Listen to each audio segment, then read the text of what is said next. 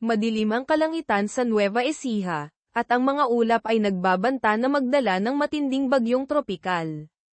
Sa ilalim ng isang payat na puno ng mangga, nakatayo ang isang simpleng kubo na gawa sa kawayan sa gitna ng damuhan.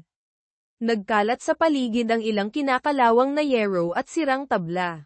Walang mag-iisip na may nakatira sa lugar na ito.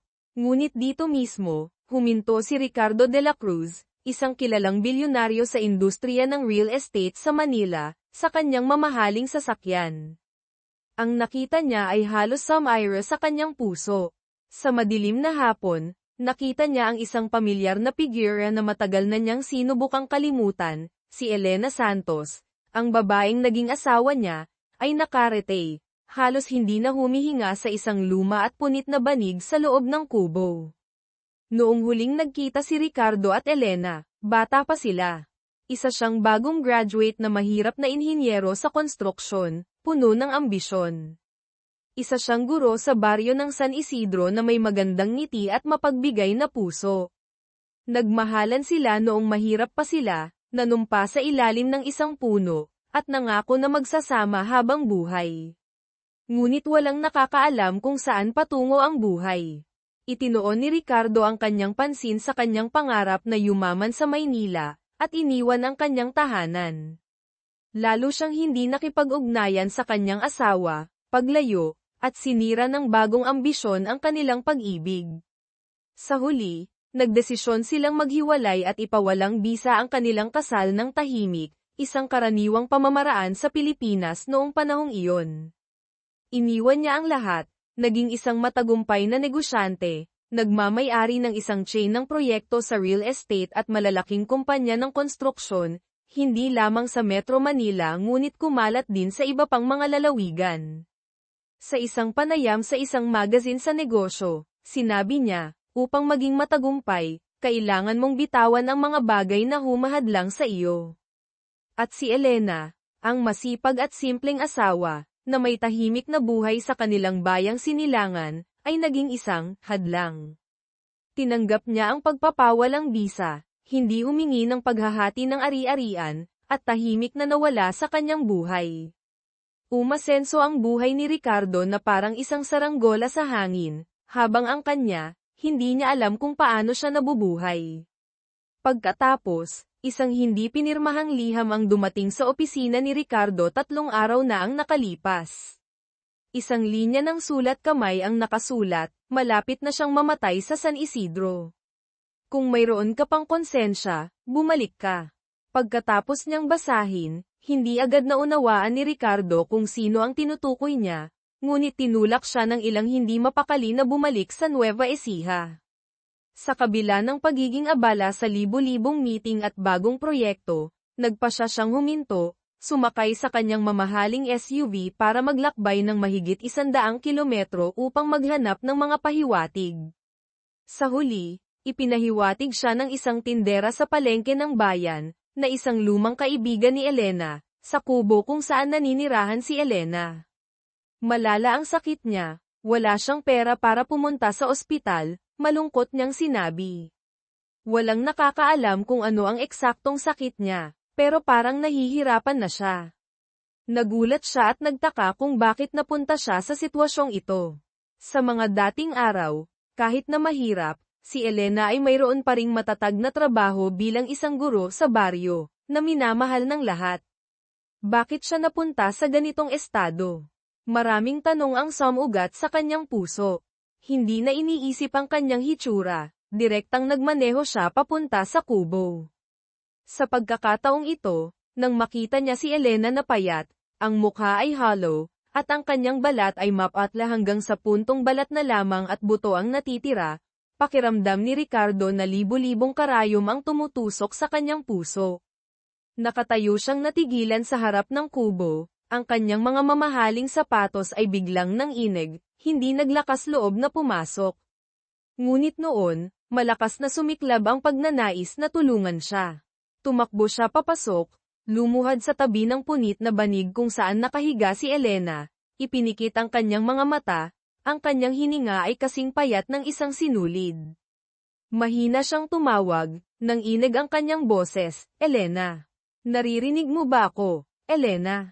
Nagulat siya, at hirap na binuksan ang kanyang mga mata. Ang dati niyang malinaw na mga mata ay malabo ngayon, na parang hindi naniniwala na ang lalaking nasa harap niya ay ang kanyang dating asawa. Ricardo, bulong niya. Bakit ka narito? Naputol ang kanyang boses. Mahina kaya kailangan ni Ricardo na ay lapit ang kanyang tainga upang marinig siya ng malinaw. Ipinatong niya ang kanyang kamay sa kanyang noo, na nakaramdam ng init. Mataas ang kanyang lagnat, at mukhang natutulog siya. Ang kanyang dati na mahaba at itim na buhok ay magulo, nahuhulog sa luma niyang unan. Madilim ang kubo, at mamasa-masa. Ang ilang mahihinang sinag ng ilaw ay tumatagos sa mga siwang sa dingding, at ipinapakita ang basang sahig, ang amoy ng amag, ang amoy ng lupa sa paligid ng mga palumpong, ang amoy ng dumi ng daga, lahat ng ito ay nagsama sa isang nakakasakal na hangin, at nakakagulat. Nang makita niya ito, kumunat ang noo ni Ricardo, nagtataka kung paano siya nakatira sa lugar na ito, at may malubhang sakit pa. Sa hindi sinasadya, dali-dali niyang hinubad ang kanyang mamahaling blazer, at isinot sa payat niyang balikat. Nagunahan ang kanyang mga luha, ngunit sinubukan niya itong pigilan, hindi gustong magpakita ng kahinaan sa kanyang harap. Huwag kang mag-alala, sabi niya, tumulo ang boses. Dadalhin kita sa ospital ngayon. Pagkatapos ay mag-uusap tayo. Magpakatatag ka. Sinabi niya ito, yumuko siya, maingat siyang binuhat. Napakagaan niya, parang isang bata. Sa sandaling iyon, naalala niya na noong bagong kasal sila, binuhat din niya siya sa kasuotang barot saya pagkatapos ng kanilang simpleng kasal sa simbahan. Noon, nakangiti siya ng maliwanag, at yamakap sa kanya, at buong pagmamalaki niyang ipinangako na gagawin niya siyang masaya habang buhay. Iyon, saan niya itinapon ang pangakong iyon upang ituloy ang tagumpay? Ang matinding pagsisisi ay halos nagpaiyak sa kanya. Maingat niya siyang binuhat sa sasakyan, at ipinahiga siya sa backseat, at mabilis na nagmaneho papunta sa pinakamalapit na ospital sa bayan, ang San Isidro General Hospital. Kulang ang mga kagamitan sa pampublikong ospital, at abala ang mga doktor at nurse. Ngunit nang makita nila na seryoso ang kondisyon ng pasyente, agad nilang tinanggap at sinuri siya. Balisa na tumayo si Ricardo sa labas ng emergency room, nag-aalala. Paminsan-minsan, tumitingin siya sa kanyang makintab na sapatos, at nakaramdam ng kapaitan. Gumawa siya ng milyon-milyong piso, at nagtayo ng isang malaking negosyo, ngunit pinabayaan niya ang kanyang dating asawa na mapunta sa isang sitwasyon ng kahirapan at sakit.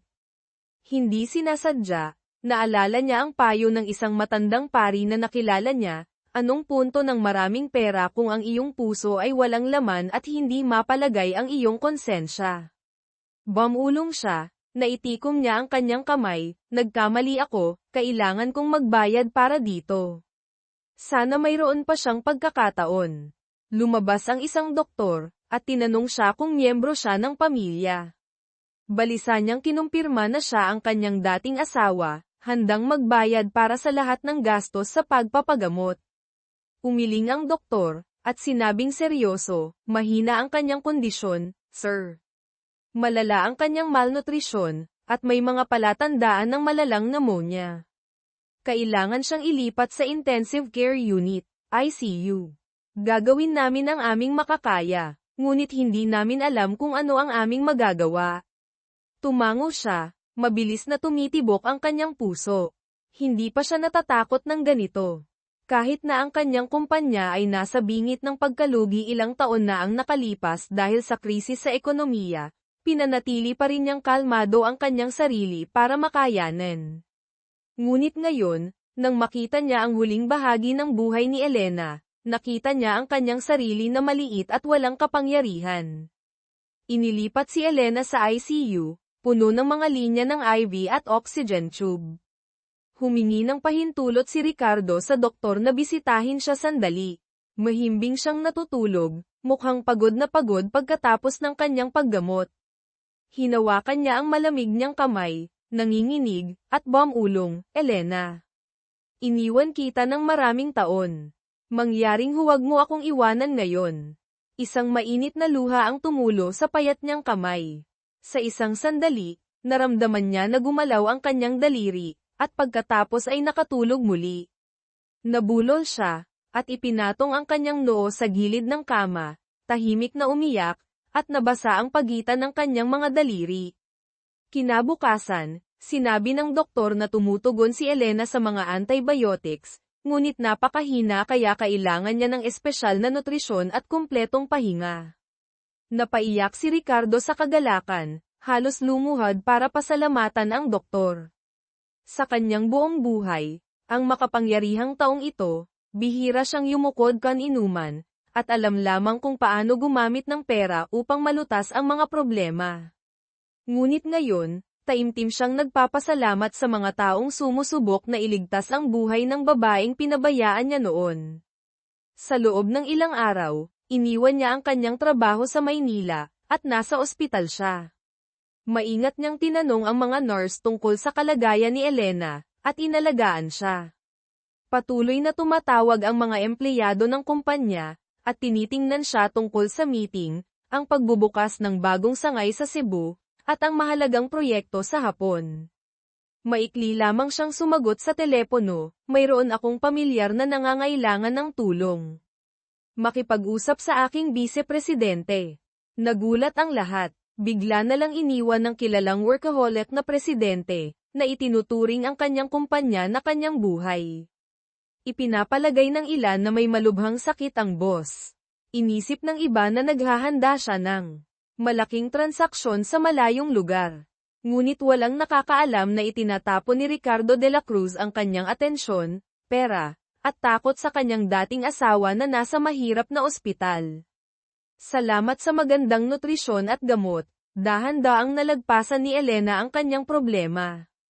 Pagkatapos ng isang linggo, nagising siya at nakakakain na ng ilang kutsara ng malabnaw na lugaw.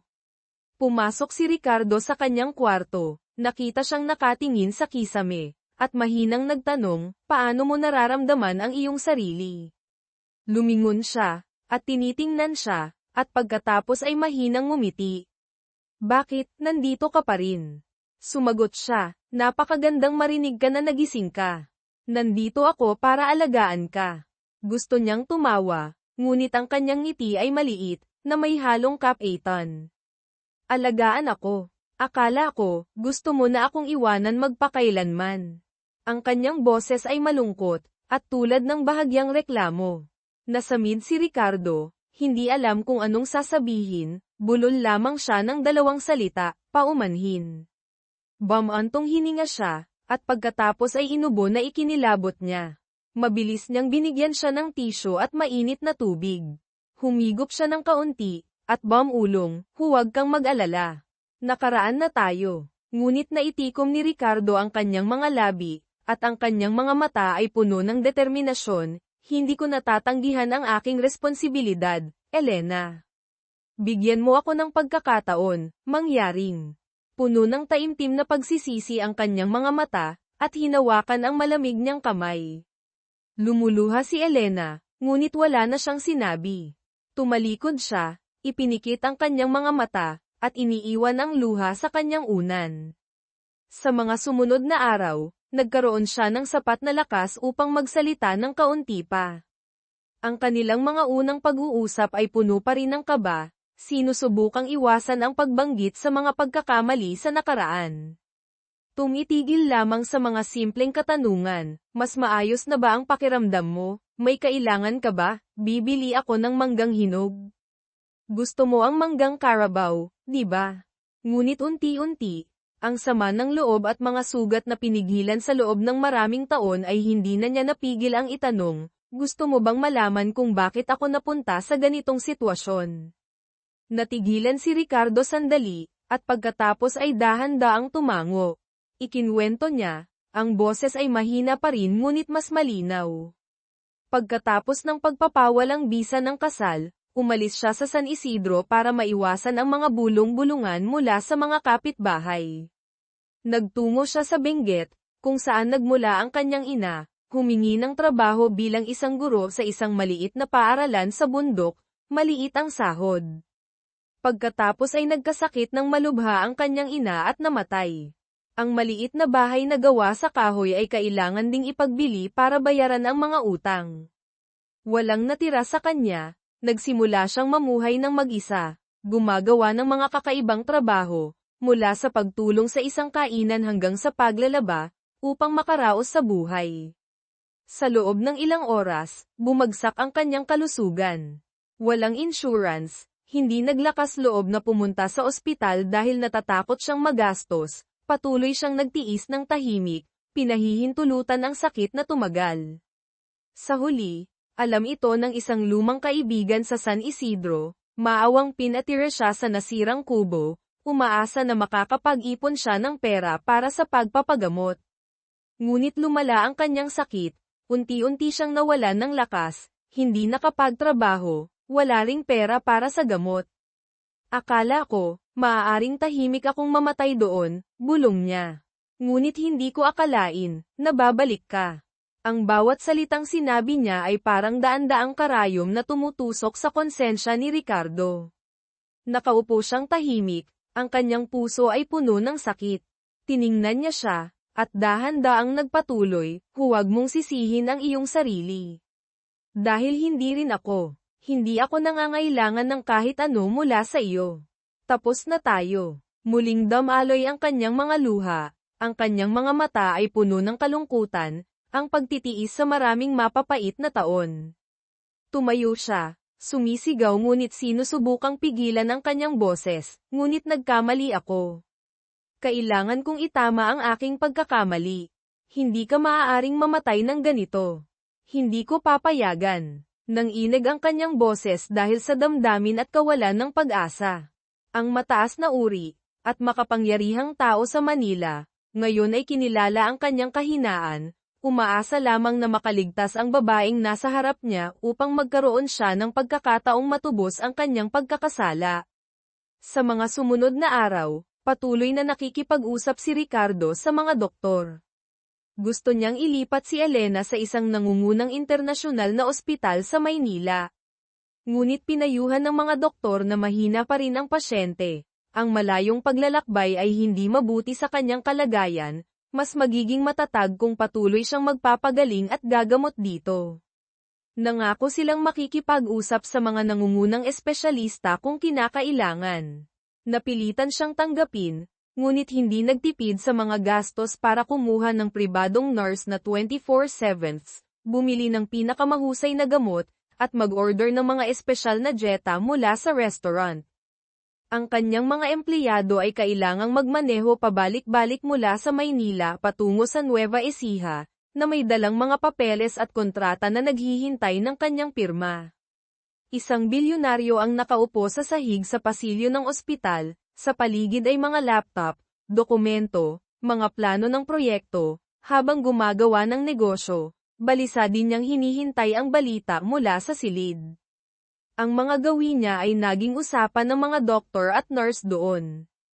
Isang araw, tumawag ang kasosyo galing Singapore para sa mahalagang meeting. Nakita nila ang background ni Ricardo, at nagtanong, Ginoong de la Cruz, nasaan ka? Bakit hindi ito parang regular na meeting room?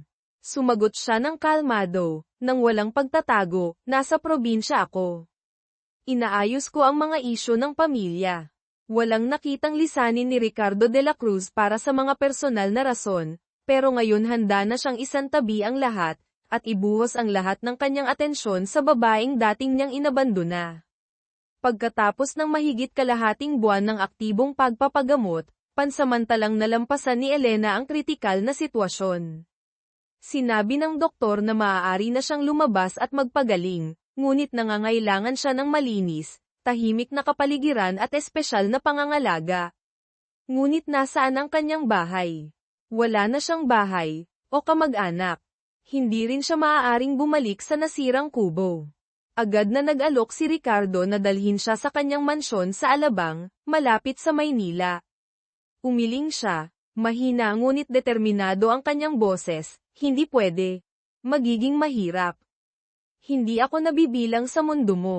Hinawakan niya ng mahigpit ang kanyang kamay, nagmamakaawa at determinado ang kanyang mga mata, Elena, huwag mo na akong tanggihan. Kailangan mong magpagaling. Hindi kita hahayaang manirahan sa kung saan-saan. Tingnan mo na lang ito. Ginagawa ko lang ang aking huling responsibilidad sa'yo. Tumalikod siya, nang inag ang kanyang payat na balikat dahil sa paghikbi. Naiintindihan niya na nahihiya pa rin siya, ngunit wala na siyang sapat na lakas para makipagtalo. Sa huli, mahina siyang tumango. Kaya, inayos niya ang isang maliit na ambulansya, kasama ang isang nurse, para dalhin siya sa alabang ng ligtas. Ang maluho niyang mansyon sa mataas na uri ng alabang, ay mayroong isang malawak na hardin, isang pribadong pool, at napapalibutan ng mga puno. Ito ay ang kanyang bakasyunen, bihira siyang manatili dito ng matagal. Ang lahat ng mga empleyado, mula sa mga gwardya hanggang sa mga hardinero at mga katulong sa bahay, ay nagulat nang makita ang kanilang makapangyarihang amo na personal na binuhat ang isang payat at maputlang babae papasok ng bahay. Ipinakilala niya lang sa kanila ang babae, kamag-anak ko siya. Alagaan niyo siya ng maayos. Ang matandang tagapangalaga, si Manang Celia, na nagtrabaho sa pamilya ni Ricardo, ay naantig nang makita iyon. Naintindihan niya ang bahagi ng kwento sa nakaraan. Naghanda siya ng pinakakomportableng silid-tulugan para kay Elena, at siya ang nagluto ng lugaw at sopas, gumawa ng paraan para gumaling siya. Sa simula, napahiya si Elena, patuloy na umiiwas sa lahat. Nadama niya na naliligaw siya. Tumingin sa kanyang luho ng bahay, naalala niya ang sarili, na tila isang pulubi. Kung dati siyang gustong magmay-ari ng Marangya, matagal na niyang ginawa iyon nang hiwalay sila ni Ricardo. Ngayon, nang magkita muli sila sa kakaibang sitwasyon na ito, parang siya ay isang mahirap, at mahina na nakadepende sa awa ng dati niyang asawa. Ang pakiramdam ng kahihiyan at pagkabigo na bumabagabag sa kanya, kaya ang kanyang isip ay palaging balisa. Naiintindihan ni Ricardo ang kanyang mga komplikadong damdamin. Sinubukan niya ang kanyang makakaya para maging komportable siya at respetuhin. Araw-araw, pagkatapos magtrabaho sa opisina, umuuwi siya ng maaga. Siya ang nagtitimpla ng gatas, nagdadala ng lugaw, at nagpapaalala sa kanya na uminom ng gamot sa tamang oras. Nakaupo siya sa tabi ng kama, tahimik na nakikipagkwentuhan sa kanya, ikinukwento ang tungkol sa kanyang mga biyahe, umaasa na mabawasan ang kanyang kalungkutan. Minsan, tiningnan niya siya na may malungkot na mata, at nagtanong, bakit mo ginagawa ang lahat ng ito? Wala na akong halaga sa'yo. Natigilan siya sandali, at pagkatapos ay dahan-daang sumagot, dahil may utang pa rin ako sa'yo, Elena.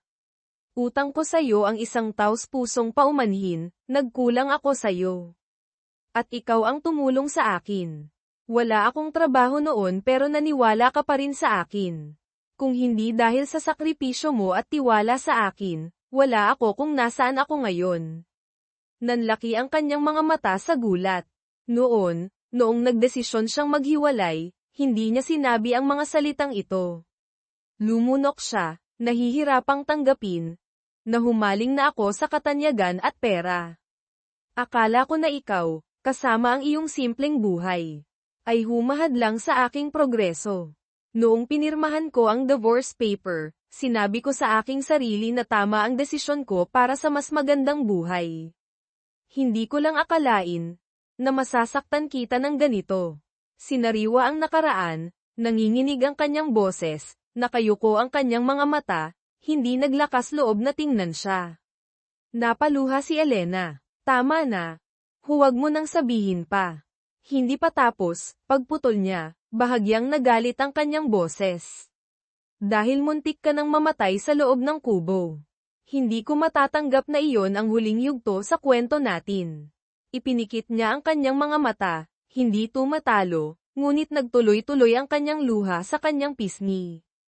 Sa labas, ang hapon ay unti-unting nawawala, ang dilim ay bumagsak, na parang isang tahimik na tanong, ibinilanggo silang dalawa sa mundo ng kanilang mga alaala. Lumipas ang oras. Salamat sa pangangalaga ni Ricardo at Manang Celia, kasama ang tamang nutrisyon at gamot, malaki ang iginanda ni Elena. Nagsimula siyang makalakad ng bahagya sa kwarto, at minsan bumaba sa hardin para magpahangin. Kumakain siya ng malambot na kanin at iba pang masustansyang pagkain.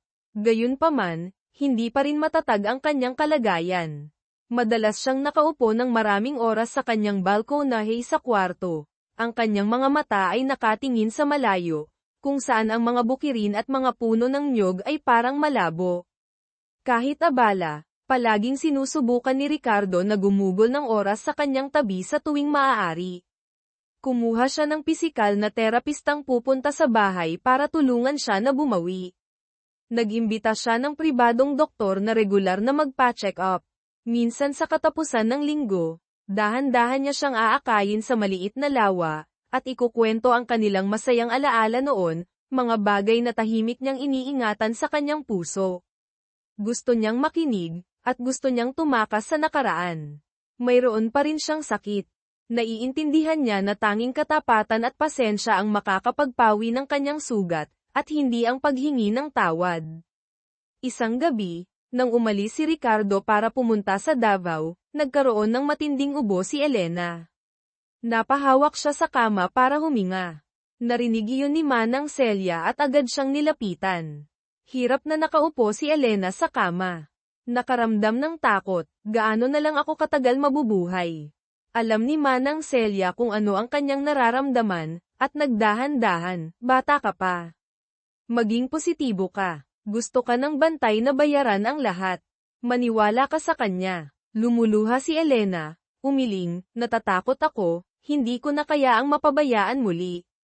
Hinawakan ni Manang Celia ang kamay ni Elena, nagsisisi na siya. Nasaksihan ko siya. Hindi kanya nakakalimutan. Kaya magbigay ka ng daan para sa kanya, bigyan mo siya ng pagkakataon para muling magsimula. Tahimik si Elena, nakaramdam ng sakit. May lakas pa kaya siyang umibig at magtiwala muli. Makalipas ang 2 araw, bumalik na si Ricardo galing sa kanyang paglalakbay. Papasok siya sa gate nang marinig ni Manang Celia ang nangyari kay Elena. Agad siyang pumunta kay Elena at niyakap siya, andito na ako. Kamusta ka? Okay ka lang ba? Tiningnan siya ni Elena at sumagot, okay lang ako. Hindi pa rin mapakali si Ricardo, marahan siyang hinimas sa likod. Ang kanyang mga mata ay kumikislap sa pagkabahala na hindi naitago, bukas dadalhin kita sa ospital para magpa-check up ulit. Hindi ko gustong magpabeya kahit konti. Tumingin siya ng malalim sa kanyang mga mata, biglang naalala ang mga sinabi ni Manang Celia noong nakaraang gabi. Sa isang sandali, mahina niyang tanong, kailangan mo pa ba ako? Natigilan si Ricardo, at agad na hinawakan ang kanyang mga kamay. May paniniwala at katapatan sa kanyang boses, kailangan kita, Elena.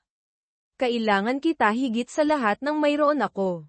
Mula sa sandaling dinala kita mula sa loob ng kubo, nangako ako sa aking sarili na hinding-hindi na kita hahayaang mawala muli.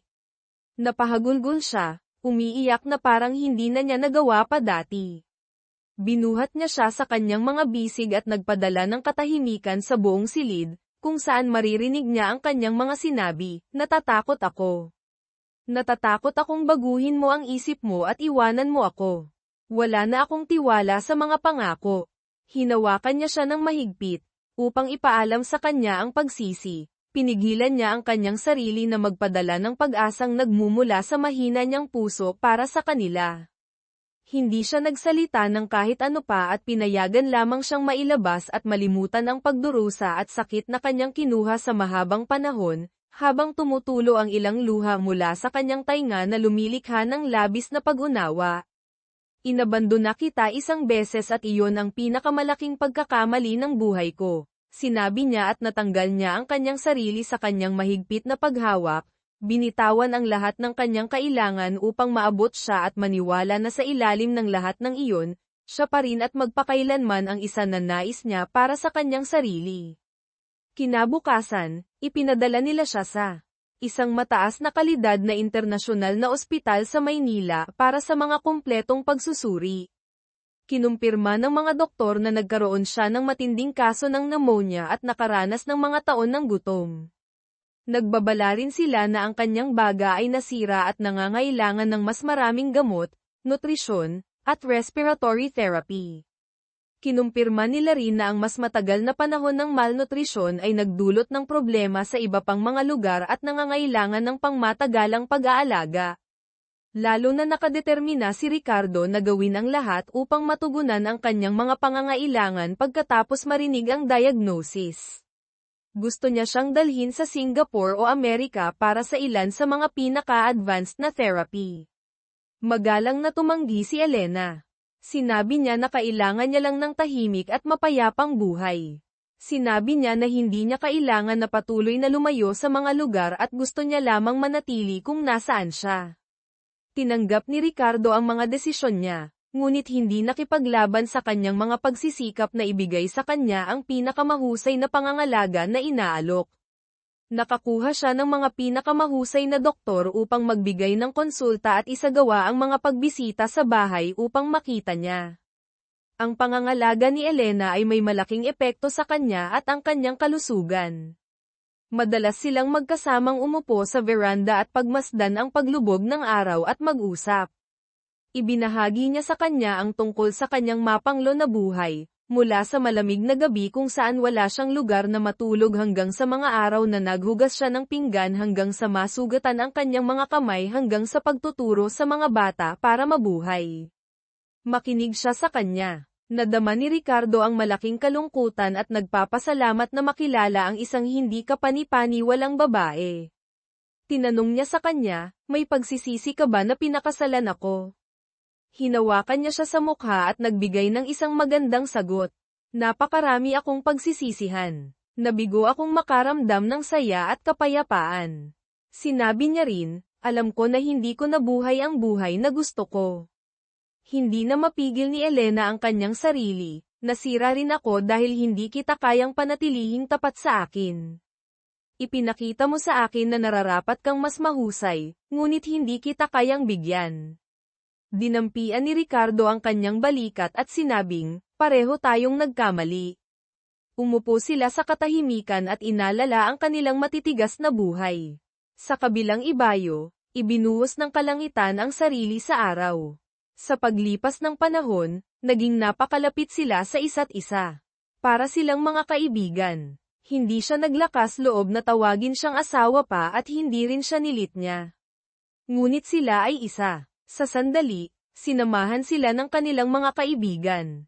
Mula nang magkita ulit sila, nagbago ang isip ni Elena at nadama niyang nabubuhay siya. Nakinig siya sa kanyang paboritong musika at binasa niya. Isang araw, bumalik si Ricardo sa tahanan dahil inatasan siya na lumayo at samantalahin ng kanyang kaibigan. Hiniling ni Elena sa kanyang tagamaneho na dalhin siya sa kanyang paboritong merkado upang makakuha ng mga sariwang gulay at iba pang materyales upang magluto ng sopas. Kapag tapos na siya, nagalit si Ricardo dahil sa kanyang desisyon. Bakit hindi mo ako sinabihan kung saan ka pupunta? Kung gayon, ito ay kasing simple ng magiging masaya ako sa isang masarap na tinulang manok para sa iyo. Ikaw ay gumagawa ng mas maraming hindi pagkakaunawaan kaysa sa mayroon talaga, tugon niya. Nang inihain niya ang mangkok ng mainit na sabaw, amoy na amoy ang luya at tanglad, tumingala si Ricardo sa usok na umaalimbukay mula rito at agad na alala ang mga simpleng ngunit mainit na hapunan nila noon sa maliit nilang bahay na yari sa kahoy. Hindi niya napigil ang maluha. Habang kumakain, paulit-ulit niyang pinuri ang lasa ng sabaw. Hindi siya tumigil sa kakasabi ng, ang sarap. Siya naman ay mahiyain lang nang umiti, namumula ang pisngi, at naramdaman niyang muling uminit ang kanyang puso. Ngunit ang buhay ay hindi palaging matahimik. Isang hapon, muling dumaan ang unos. May mga tsismoso-tsismosang reporter ang nakahulaan ang balita. Ang negosyanteng si Ricardo de la Cruz ay umano'y nag-uwi ng misteryosang babae sa kanyang mansyon sa Alabang. Nagsimula silang umikot-ikot sa paligid ng mansyon, pilit kumuha ng mga litrato ng palihim, umaasang makakuha ng mainit na balita. Agad na kumalat ang impormasyon sa social media at ilang tabloid. Lumitaw ang mga mapanirang haka-haka, may nagsasabing siya ay, kabit, na binabahay ng mayaman, may mas malala pa na tinawag siyang gold digger, na sinamantala ang kahinaan ni Ricardo para makuha ang kanyang yaman. Nang mabasa ni Elena ang mga ito, labis siyang nasaktan at natakot. Muli siyang nagkulong sa silid, hindi naglalabas ng bahay, takot sa mapanghusgang tingin ng iba. Galit na galit si Ricardo. Agad niyang inatasan ang mga gwardiya na higpitan ang seguridad at hadlangan ang mga reporter. Pero hindi pa rin tumigil ang mga ito sa pagmamatsyag at paniniktik. Pilit siyang pinapalakas ang loob ni Elena, huwag mo silang pansinin. Ako ang bahala sa lahat. Tumingin siya kay Ricardo, may lungkot sa tinig, sinasabi nilang isa akong manloloko. Na sinasamantala ko ang kabutihan mo. Hindi ko ginasto ito. Dahil sa akin, nababahiran ang pangalan mo. Mahigpit siyang hinawakan ni Ricardo, mariing nagsalita, hindi ko hahayaang sirain kanila. Ipapakilala kita sa lahat, at ginawa nga niya. Sa tulong ng kanyang abogado, naglabas si Ricardo ng maikling pahayag sa ilang respetadong pahayagan, na nagsasaad na ang babaeng nasa kanyang tahanan ay ang dati niyang asawa. Dahil ito ay may malubhang sakit at walang matuluyan, inuwi niya ito upang alagaan, bilang pagtupad sa kanilang naging pagsasama. Ngunit lalong nag-usisa ang media. Sinimulan nilang kalkalin ang dahilan ng kanilang paghihiwalay noon, at kung bakit muling nagkabalikan. Lalong nabigatan si Elena sa mga tanong na bumubukas muli sa mga sugat ng nakaraan. Kaya't ipinag-utos ni Ricardo na limitahan ang mga impormasyon, at ipinagbawal kay Elena ang pagbasa ng dyaryo o pag-access sa social media. Muli, nakaramdam ng matinding guilt si Elena. Ricardo, dahil sa akin, kailangan mong pagdaanan ang lahat ng ito. Ngunit ngumiti lamang siya at niyakap siya ng mahigpit, ang mahalaga, ligtas at masaya ka. Walang halaga ang lahat ng ito kung kapalit ay makasama kita. May utang pa ako sa'yo, Elena. Eksaktong sa mga sandaling iyon, tumawag ang CEO ng kumpanya. May emergency. May problema sa malaking proyekto sa Cebu, banta ng legal na kaso at posibilidad ng pagkalugi kung hindi agad masolusyonan. Nag-alinlangan si Ricardo. Tiningnan niya ang maputlang mukha ni Elena, halatang nag-aalala. Ngunit siya na mismo ang nagsalita, Ricardo, importante ang trabaho mo. Ayos na ako. Huwag kang mag-alala sa akin. Nag-aalinlangan pa rin siya, naaalala ang matinding ubo ni Elena ilang araw na ang nakaraan. Ngunit pinilit ni Elena na ngumiti, hindi ako kasing hina ng akala mo. Nandito si Manang Celia, ang nurse, at ang doktor. Kumpleto tayo sa alalay. Kaya mo na yan. Sa wakas ay pumayag si Ricardo, ngunit bago umalis, inulit-ulit niya ang mga bilin sa mga kasambahay, gwardya, at personal na doktor. Tumawag pa siya ng ilang beses bago sumakay sa eroplano. Elena ay pabirong sumagot, parang ang drama mo, para kang aalis ng 1 taon. Napabuntong hininga si Ricardo, takot lang ako, Elena. 1 beses ka lang nawala sa akin, at ayaw ko na itong maulit pa. Namula ang mukha niya sa sinabi nito. Inihatid niya ito hanggang sa gate, at habang papalayong ang sasakyan, may kakaibang init ang sumilay sa kanyang dibdib, isang uri ng pagmamahal na matagal na niyang inakalang wala na. Nagpunta si Ricardo sa Cebu ng 5 araw para sa isang business trip. Kailangan niyang ayusin ang gulo ng proyekto at dumalo sa pulong ng board of directors upang patahimikin ang mga shareholders. Sa panahong ito, hindi naglakas loob si Elena na tumawag ng madalas upang hindi siya maabala. Paminsan-minsan lang siya magpadala ng maikling mensahe para ipaalam na maayos pa rin siya, kumakain ng tama, at nasa mabuting kalagayan. Laging mabilis ang sagot ni Ricardo, kahit simpleng mensahe lang gaya ng, ingat ka palagi. Uuwi agad ako, pero sapat na iyon upang mapawi ang lungkot at magpainit sa puso ni Elena. Tuwing gabi, habang mag-isa siya sa malawak na silid, hindi niya maiwasang maalala si Ricardo. Napapangiti siya sa sarili, sino ang mag-aakalang pagkatapos ng maraming taon ng lamig at distansya, ngayon ay para na silang bagong magkasintahan, medyo awkward pa at mahiyain. Hindi niya may kakaila na ang damdamin niya para kay Ricardo ay nananatiling malalim. Marahil, talagang bahagi na sila ng isa't isa, ang mga pagsubok lang sa buhay ang pansamantalang naghihiwalay sa kanila. Biyernes ng umaga, nag-text si Ricardo na pauwi na siya ng Manila mamayang hapon. Kinakabahan si Elena habang binabasa ang mensahe. Bumaba siya sa hardin at siya na mismo ang pumitas ng ilang sariwang rosas, inilagay sa isang magandang kristal na florera, at inilagay sa maliit na mesa sa sala. Nakita ito ni Manang Celia at ngumiti ng may pilyang biro, handa na si Ma'am para salubungin si Sir sa hapunan. Ano? Ngumiti lang si Elena, medyo nahihiya, at hindi sumagot. Ngunit hanggang gabi, hindi pa rin dumarating si Ricardo. Bumuhos ang malakas na ulan, may kasamang kulog at kidlat. Balisa si Elena, hindi mapakali habang nakatingin sa labas ng bintana. Tinawagan niya si Ricardo ng ilang beses ngunit hindi ito sumagot. Halos hating gabi na nang dumating ito sa bahay, basang-basa, sobrang pagod, parang galing sa laban sa bagyo. Dali-daling lumabas si Elena sa gate para salubungin siya at iniabot agad ang tuwalya. Bakit ka nabasa ng ganyan? May nangyari ba? Umiling si Ricardo ng malungkot. Nasuran ako ng sasakyan sa daan, at naubos ang baterya ng cellphone ko. Matagal akong naghintay ng taxi sa ulan. Nag-aalala si Elena at agad na sinabi, maligo ka agad nang mainit, baka magkasakit ka. Kita sa mukha ni Ricardo ang pagkapagod at panghihina. Tumango lang ito at tahimik na umakyat. Pagkaraan ng ilang sandali, bumaba si Ricardo matapos maligo at magbihis. Napansin niya ang florera ng mga rosas sa mesa, at biglang lamambat ang kanyang tingin. Tumingin siya kay Elena at tinanong, ikaw ba ang naglagay ng bulaklak na yan para sa pagdating ko? Medyo nahiya si Elena pero tumango. Napalapit si Ricardo, niyakap siya ng mahigpit, at mahina ngunit puno ng damdamin ang boses, salamat. Salamat sa paghihintay. Niyakap siya ni Elena pabalik. Amoy pa rin niya ang halimuyak ng ulan sa kanyang damit, at napagtanto niyang mas matindi pala ang pagnanais niyang makauwi ito kaysa sa inakala. Mahinang sabi niya, pagod ka na, magpahinga ka na. Ngumiti si Ricardo at hinayla siyang umupo sa malambot na sofa.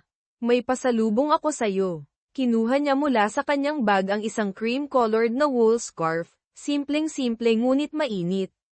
Nakita ko to sa isang handicraft store sa Cebu. Maganda diba? Subukan mong isuot. Baka magustuhan mo. Napangiti si Elena, puno ng tuwa. Tinanggap niya ang scarf at maingat itong isinabot sa kanyang leeg. Ramdam niya ang init nito sa malamig na gabi ng tag-ulan. Sa sandaling iyon, tila nakalimutan nila ang lahat ng sakit at layo ng nakaraan. Tanging ang init ng kasalukuyan ang nangingibabaw sa kanilang mga puso. Ngunit isang linggo matapos ang muling paglapit nilang dalawa, isang di inaasahang pangyayari ang dumating na magpapabago sa takbo ng lahat. Tumanggap si Ricardo ng tawag mula sa kanyang personal na abogado. Pasensya na po sa abala, Ginoong de la Cruz, seryoso ang boses ng abogado. Ngunit nakatanggap po ang aming opisina ng isang anonymous complaint sa Department of Justice. Inaakusahan po kayo ng iligal na pag-aangkin ng ari-arian ng inyong dating asawa matapos ang paghihiwalay, at ng pagpapabeya sa kanya habang siya'y naghihirap at may sakit. Nanlumo si Ricardo. Nang tanungin niya ang buong detalye, nalaman niyang may isang hindi pa nakikilalang tao na nagpadala ng mapanirang liham laban sa kanya.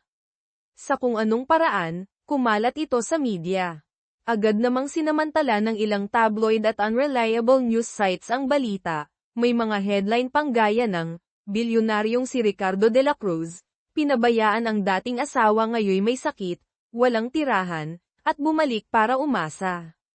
Nagsimulang umalingaw-ngaw ang galit ng publiko.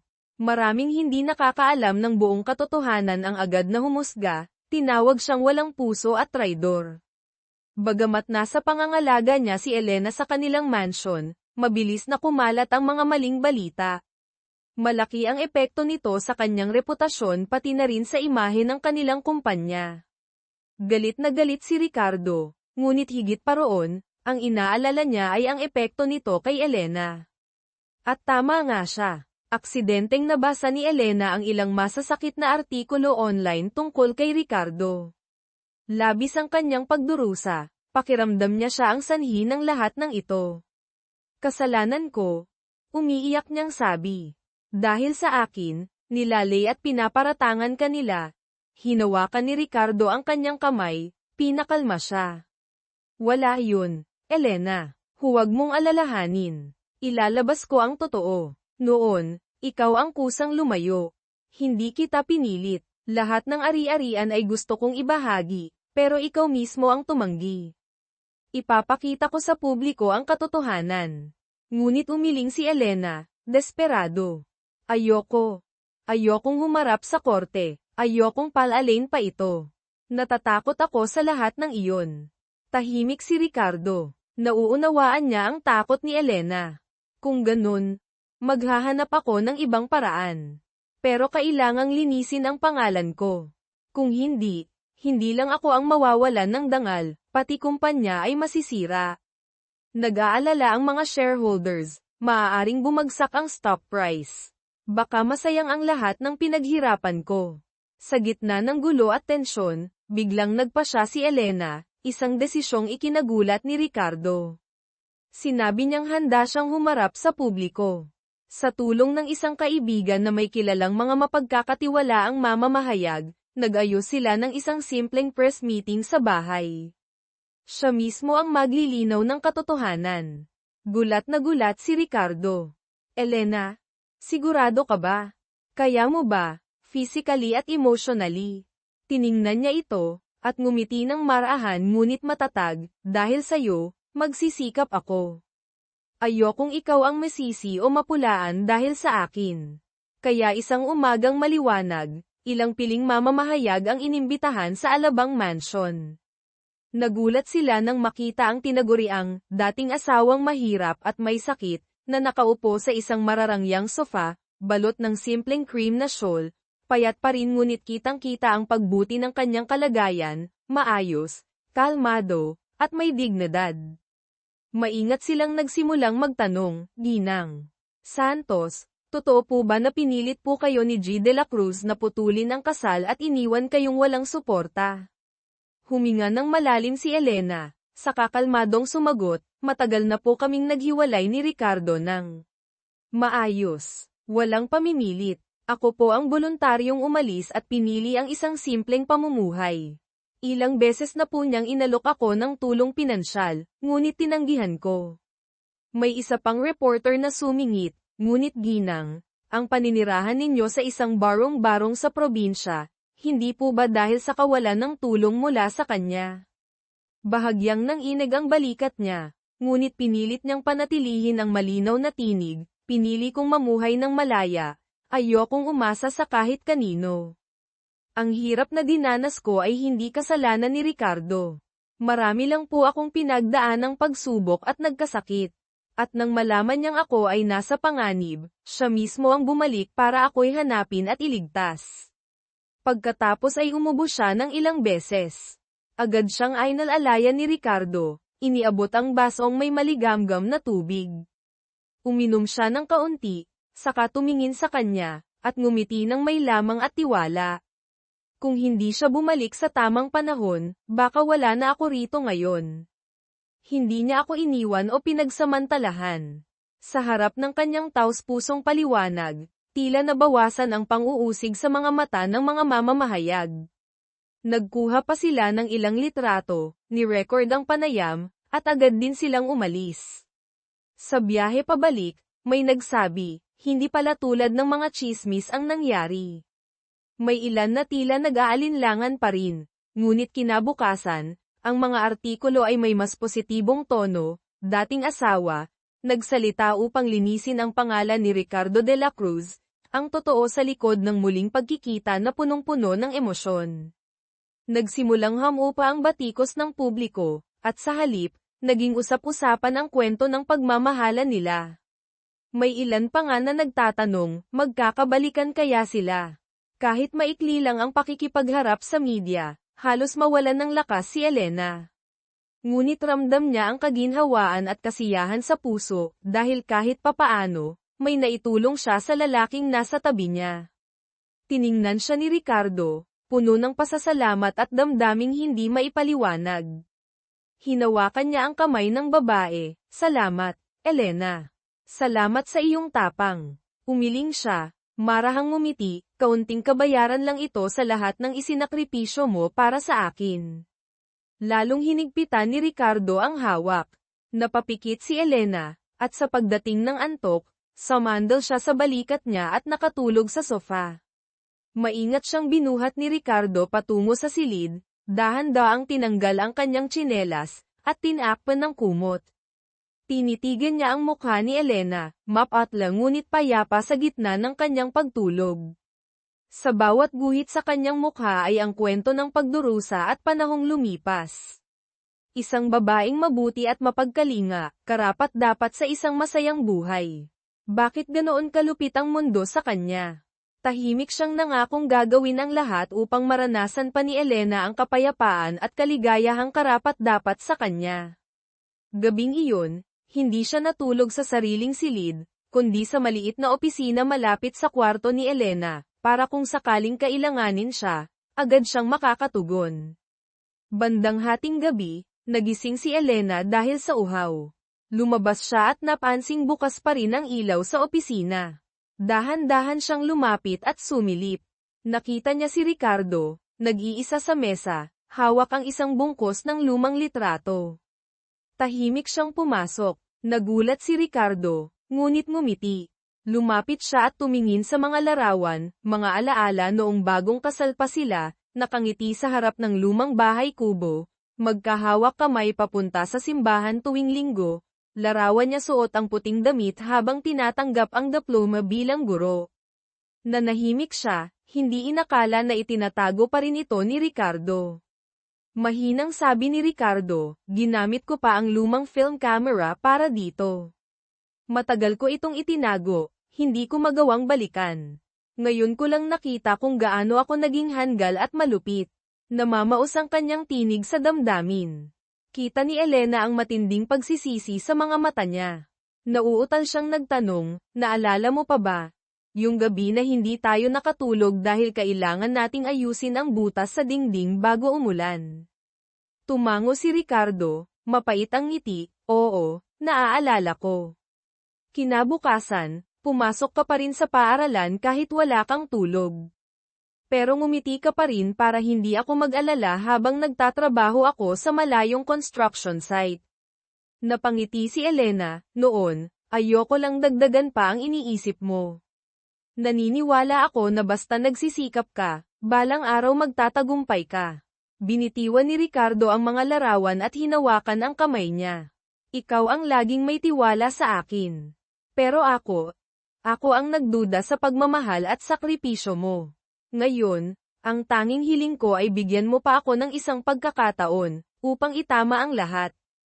Napabuntong hininga si Elena at dahan-daang sumandal sa balikat niya. Sa katahimikan ng gabi, sa gitna ng mga alaala, muli silang nagsama, dalawang pusong sugatan, naghahanap ng kaginhawaan sa isa't isa. Matapos ang insidente sa media, buong tapang nang ipinahayag ni Ricardo ang pagkalinga niya kay Elena. Hindi na siya nagtago. Minsan ay isinama niya si Elena sa pamimili ng damit at gamit, ngunit paulit-ulit siyang tumanggi sa mamahaling bagay, pumili lamang ng simpleng damit. Hindi ako sanay sa mamahaling kasuutan, at ayokong magpakitang gilas, aniya. Sumang-ayon si Ricardo, ngunit palihim na inutusan si Manang Celia na ihanda ang masustansyang pagkain at imported na prutas para sa kanya. Ngumiti lang si Manang, mukhang wala na kayong ibang inaalala kundi si Ma'am Elena. Ngumiti lang si Ricardo at hindi na pinansin ang tukso. Sa business circle niya, may mga natuwa para sa kanya, habang ang ilan ay nagulat, bakit daw siya bumalik sa dating asawang mahirap at may sakit. May mga nanguuyam pa, ang daming batang maganda sa paligid ni De La Cruz, bakit siya bumalik sa matandang may sakit. Ngunit mariin niyang tinugon, huwag ninyong ikumpara siya kan inuman. Siya ang taong may utang ako ng buong buhay ko. Napatahimik ang mga iyon, alam nilang seryoso siya. Lumipas ang ilang buwan, at bumuti ng husto ang kalusugan ni Elena. Nakakalakad na siya ng matagal sa hardin, naging mas rosas ang pisngi, at nadagdagan ang timbang. Isang araw, nagtanong siya kung pwede siyang magturo part-time sa community center malapit sa kanila. Nag-aalalang tanong ni Ricardo, sigurado ka? Talagang okay na ang katawan mo? Tinitigan siya ni Elena. Mariing sagot, sigurado ako. Gusto kong magtrabaho, kahit kaunti lang ang kita. Ayokong umasa sa'yo habang buhay. Nakita niya ang determinasyon sa mga mata nito, at ang kagalakan na muling makapagturo. Kaya gamit ang kaunting koneksyon, tinulungan niya itong makapasok bilang guro sa isang community center para sa mga batang mahihirap. Buong puso itong tinanggap ni Elena, dahil sa puso niya, ang pagtuturo ay isang misyon, hindi lang trabaho. Unang araw niyang bumalik sa klase matapos ang napakahabang panahon ng pagkakawalay, at tila bakabado siya na parang sa unang araw ng kanyang pagtuturo noon. Habang pinagmamasdan ang mga inosenteng mata ng mga bata, at pinakikinggan ang kanilang masiglang tawanan at kwentuhan, pakiramdam niya ay muling nabuhay ang kanyang puso, tila muling nadiligan, muling sumigla. Pagkatapos ng klase, kahit may kaunting pagod, napuno naman ang puso niya ng tuwa at kasiyahan. Pakiramdam niya ay muli siyang naging kapaki-pakinabang, muli siyang nagkaroon ng lakas para magsikap. Naghihintay na si Hang Nam sa may gate ng sentro para ihatid siya pauwi. Nang makita niya ang maliwanag ng ngiti sa mukha nito, hindi maipaliwanag ang tuwang nadama ng lalaki. Lumapit siya sa kanya, namumula ang pisngi sa tuwa. Ngayong nakabalik na akong magturo, parang nabuhay ulit ako, mahal. Hinaplos ni Hang Nam ang ulo niya ng banayad at bulong, ang makita kang masaya, iyan lang ang pinakahiling ko. Mula noon, 3 beses sa isang linggo siyang nagtuturo ng regular. Sa natitirang araw, siya'y nagpapahinga, umiinom ng gamot, at nagpapalakas sa bahay. Si Hang Nam ay nagtalaga ng sariling tsuper para ihatid sundo siya araw-araw. Noong una ay nahihiya siya, ngunit kalaunan ay tinanggap din ang kagandahang loob nito, dahil hindi pa sapat ang kanyang kalusugan upang magmaneho o makipagsiksikan sa jeepney. Mabilis siyang minahal ng mga bata sa sentro, si Ma'am Elena na mabait at mapagmalasakit. Sa bawat klase, ayaw na siyang paalisin ng mga bata, pilit siyang pinapakwento ng mga alamat, at gustong turuan sila ng masasayang kantang pambata. May ilang guro sa sentro ang nakapansin sa mamahaling sasakyang sumusundo sa kanya at nag-umpisang magbulungan, mukhang mayamang-mayaman ang asawa niya, ano? Ngumiti lamang siya sa narinig, hindi nagpaliwanag, pero hindi rin nagyabang. Tahimik na lumipas ang mga araw, hanggang isang araw, isang batang mahirap sa klase ang nagkasakit ng matindi. Wala silang perang pampagamot. Nang malaman niya ang sitwasyon, tahimik niyang inilabas ang kaunting sahod niya at ibinigay ito sa ina ng bata. Para kay Ricardo, ang halagang iyon ay maliit. Ngunit para sa kanya, isang part-time na guro, iyon ay halos kalahati ng buwan niyang kita. Pag-uwi, napansin ni Hang Nam na tahimik siya at tinanong ito. Sa huli, ikinwento rin niya ang nangyari. Napangiti si Hang Nam, ngunit may halong pag-aalala, bakit hindi mo sinabi sa akin? Sana ako na lang ang tumulong. Hindi mo kailangang ibigay ang lahat ng ipon mo. Ngumiti siya ng mahina, at sa mga mata niya'y nagniningning pa rin ang kabutihan. Gusto ko akong mismo ang tumulong sa bata, mula sa sarili kong pagsisikap. Alam ko kung gaano kahirap ang pakiramdam na may sakit pero walang makakatulong. Napatahimik si Hang Nam. Lalong tumindi ang paghanga niya sa pusong mapagmalasakit at matatag ng babaeng kanyang minamahal. Sa isipan niya, hindi siya nagbago. Siya pa rin ang babaeng may gintong puso, inuuna ang iba bago ang sarili, kahit siya man ay nasaktan na noon. Malapit na ang Chinese New Year, hindi man ito opisyal na pista sa Pilipinas, ngunit ipinagdiriwang pa rin ng mga Tsino at ilan. Nais ni Elena na bumalik sa Benguet upang mag-alay ng insenso sa libingan ng kanyang yumaong ina. Agad na alok ni Haang Nam, sasama ako sa iyo. Nag-aatubili siya, ngunit sa huli pumayag din. Magkasama silang bumalik sa hilagang kabundukan. Ang dating munting bahay kahoy ng kanyang ina ay matagal nang naibenta, at ngayon ay naging makulay na hardin ng bagong may-ari. Naiwan na lamang ang isang payak na libingan, natatakpan ng mga damo sa likod ng isang maliit na templo sa gilid ng burol.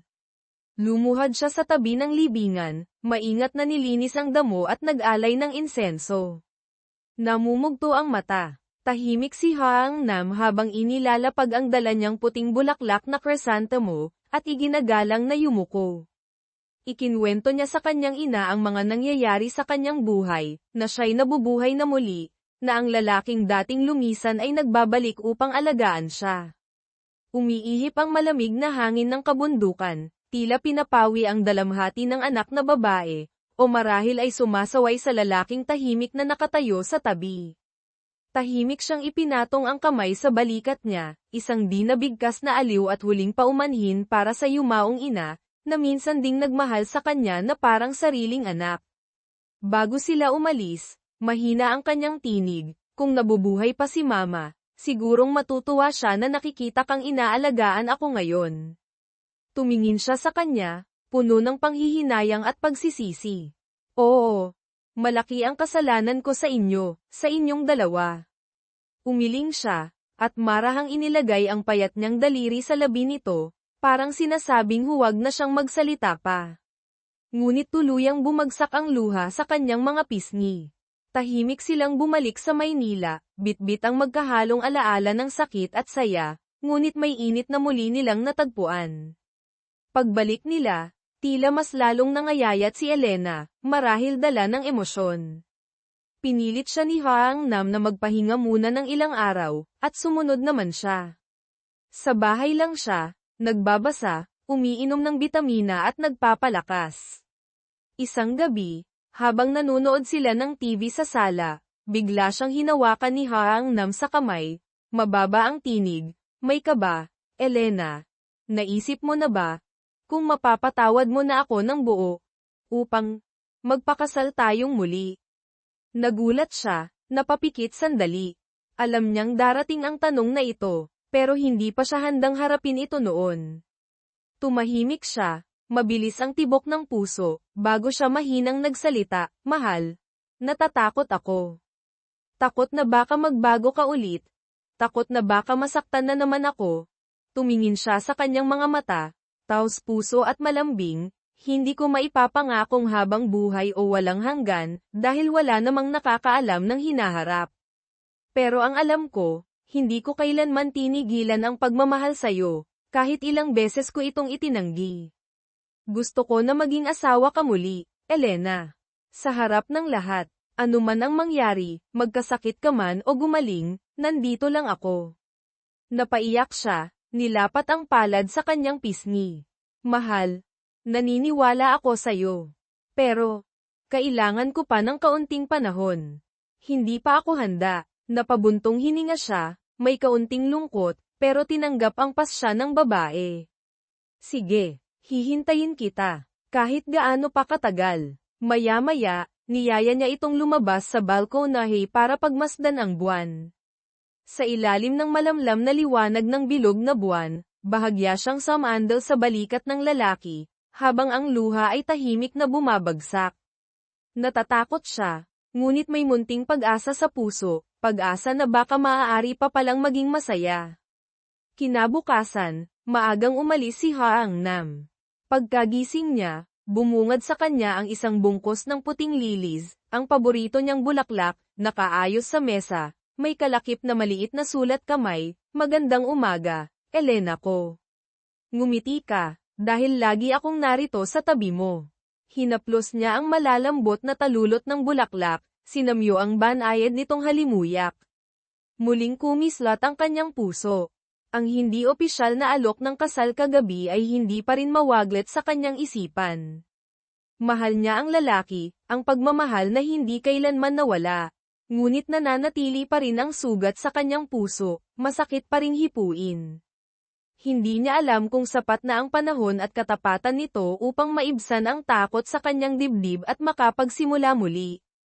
Napansin ni Manang Celia ang malalim na iniisip niya. Lumapit ito, may ngiting puno ng pagkaunawa. Mahal mo pa rin si Sir, di ba? Kung ganun, hayaan mong ang puso mo ang magpasya. Tapos na ang panahon ng pagdurusa. Pareho kayong karapat-dapat sa kaligayahan. Napaisip siya sa sinabi ni Manang Celia. Maikli at walang katiyakan ang buhay. Minsan na siyang nawala sa hangganan ng kamatayan. Ngayon, nabigyan siya ng isa pang pagkakataon na mabuhay, at narito ang lalaking minamahal niya, handang alagaan siya. Kung patuloy siyang magtatago sa takot, baka sa huli pagsisihan niya ito. Napamaang si Ricardo, hindi agad makapagsalita. Muntik na niyang mabitawan ang manibela sa labis na tuwa. Agad siyang huminto sa gilid ng kalsada, niyakap si Elena ng mahigpit, tinig na nanginginig, salamat. Elena, salamat, wala na akong ibang mahihiling pa. Umiyak si Elena sa kanyang bisig, luha ng kasiyahan at kalayaan.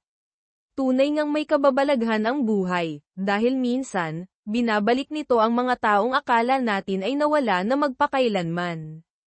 Ilang araw matapos iyon, magkasama silang pumunta sa City Hall upang magparehistro muli ng kanilang kasal.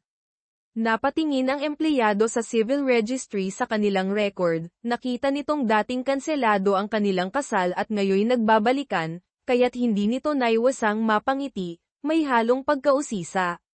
Ngunit buong pusong binati sila nito ng maligayang pagbati. Hawak-hawak ang bagong marriage certificate, nanginginig pa rin ang kamay ni Elena.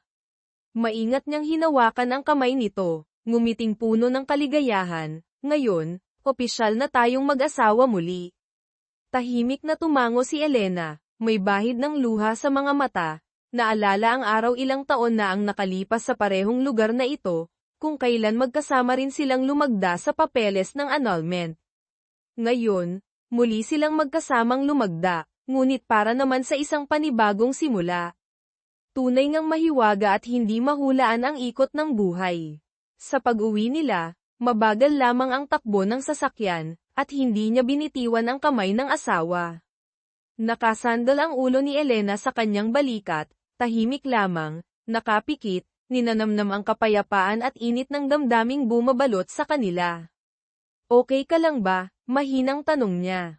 Tumango siya at bumulong, masaya ako. Sobra, mahal.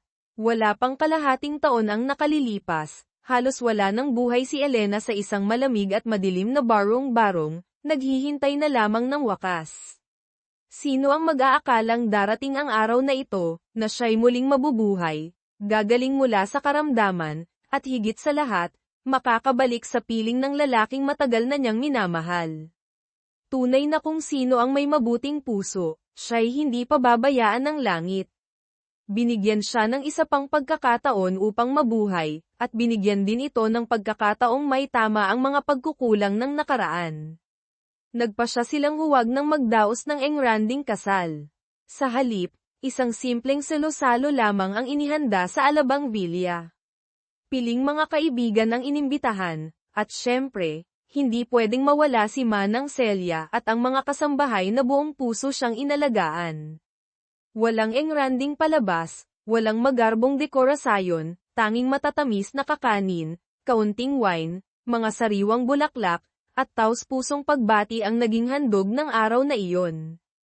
Hindi napigilan ni Manang Celia ang pagluha nang makita ang bride at groom na magkahawak kamay, kapwa masaya at puno ng pag-asa.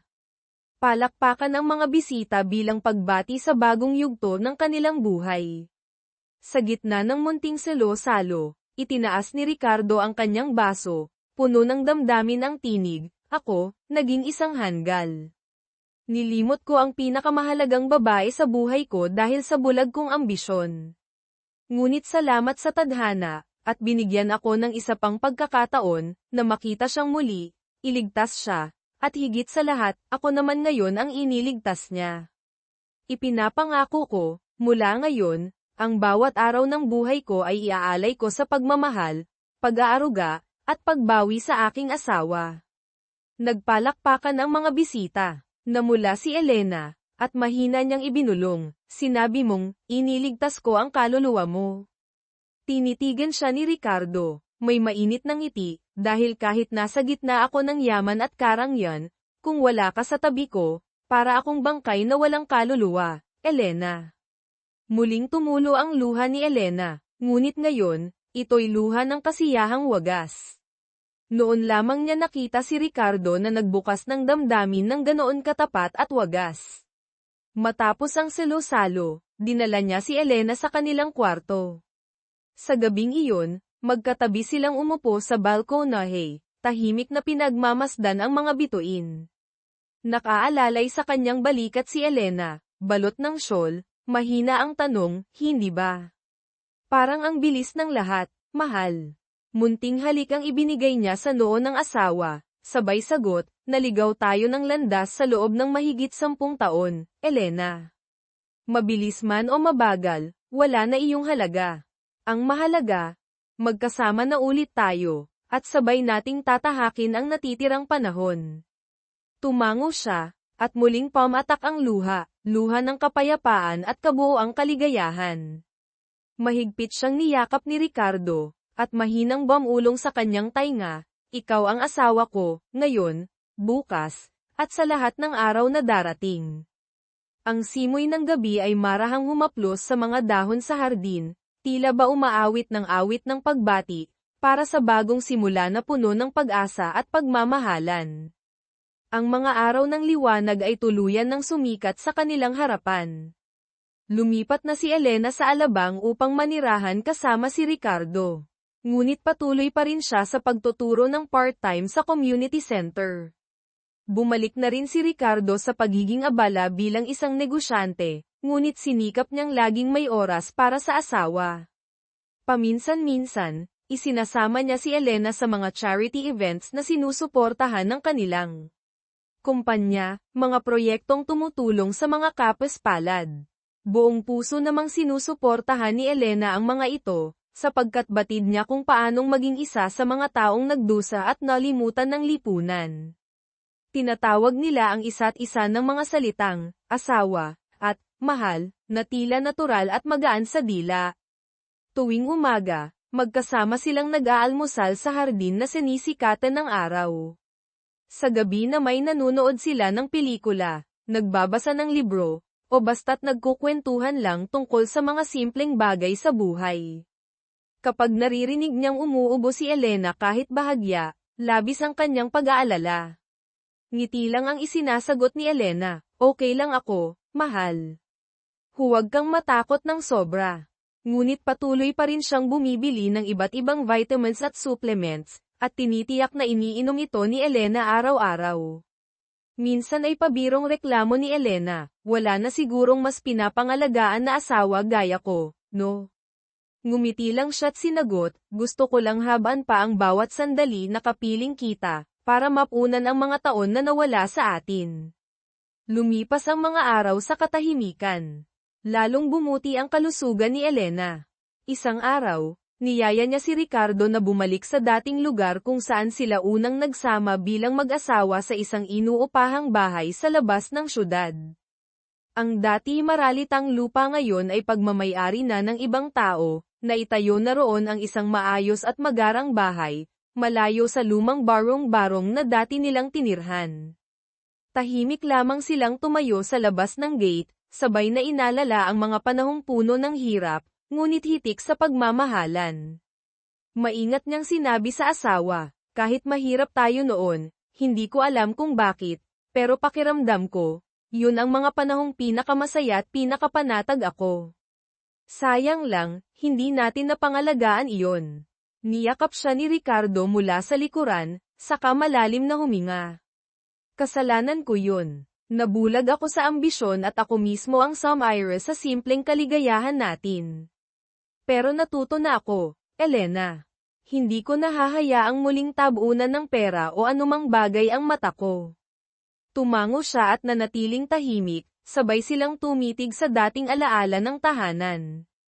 Ilang bata sa kapitbahay ang dumaan, nagtatawanan habang naglalaro. Sinundan niya ng tingin ang masasayang mukha ng mga bata, at isang lihim na pagnanais ang sumibol sa puso niya, ang magkaroon ng sariling pamilya, ng tahanang may tawanan ng mga anak. Ngunit batid din niya ang katotohanan, dahil sa kondisyon ng katawan niya ngayon, baka hindi na iyon posible.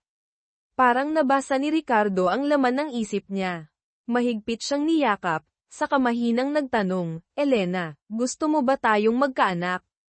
Namula siya, nangingilid ang luha sa mata. Noon, pangarap ko yun. Pero ngayon, hindi ko alam kung kakayanin pa ng katawan ko. Tahimik si Ricardo ng ilang sandali, saka banayad na hinaplos ang buhok niya. Huwag kang mag-alala. Magpakonsulta tayo sa doktor, magtanong tayo ng maayos. Kung pwede, napakagandang biyaya yun. Pero kung hindi, ayos lang din. Mahal na mahal pa rin kita, Elena, at mananatili yun, anak man o wala. Tumango siya, mga luha ng pasasalamat ang dahan-daang bumagsak mula sa mata. Ang pagmamahalan nila ngayon ay hindi na tulad ng dati, hindi na apoy na sabik at pabigla-bigla, kundi isang apoy na tahimik ngunit matatag. Isa itong pag-ibig na ng pag-unawa, pagtanggap, at walang hanggang pagtitiis. Sa puso niya, ngayon lang siya nakaramdam ng ganitong kapayapaan. Kinagabihan, pagbalik nila sa bahay, siya na mismo ang humawak sa kamay ng asawa, mahinang nagsabi, mahal kita, Ricardo. Isang simpleng pahayag ng damdamin, ngunit matagal na rin mula noong huli niya itong nasambit ng ganito kanatural. Lubos na naantig si Ricardo, mahigpit siyang niyakap na parang ayaw ng pakawalan. Sa puso ni Elena, dama niya ang kanyang pagiging mapalad na nabigyan pa siya ng buhay, at higit pa riyan, isang buhay na ng tunay na pag-ibig. Mahina niyang ibinulong sa tainga ng asawa, kung sakaling, kailangan ko nang umalis ng mas maaga, sana wag kang masyadong malungkot, ha? Nagulat si Ricardo, agad tinakpan ang bibig niya, wag kang magsalita ng ganyan, Elena. Gagawin ko ang lahat para manatili kang malusog at mabuhay ng matagal. Sa buhay na ito, mananatili tayong magkasama, habang buhay. Sumandal siya sa dibdib nito, tahimik na umiiyak. Hindi siya sigurado sa kung ano ang darating sa hinaharap, ngunit batid niyang sapat na ang kasalukuyan ito para siya'y tawaging tunay na masaya.